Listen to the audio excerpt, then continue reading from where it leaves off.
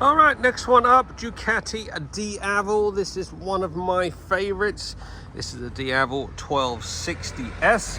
This is one Kaio at RNC has just taken in, ready for a bit of trot TLC before it goes into showroom. We're going to do one of our full Monty valets on this, get all that exhaust all polished up. We'll get some XCP on it, get these wheels minted, get some fresh lube on that chain, degrease all the old stuff off of there. I said we'll polish up the collector box, header pipe, get it looking like it should before it goes in the showroom.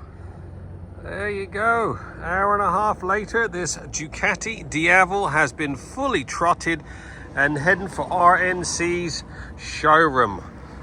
Ducati Diavle 1260S has had one of our full Monty valets. Nice coating of XCP corrosion protection. I just did a single stage polish on the mudguard and this gloss bit down the middle there. All the wheels have been cleaned and treated. All the old chain lube's been removed, all lubed back up. Collector box has been mirror polished. All these nuts have had a nice coating of XCP. All ready for the showroom. Don't forget, we're open 6 days a week. Satisfaction always guaranteed. Give us a buzz, 07966 249 963.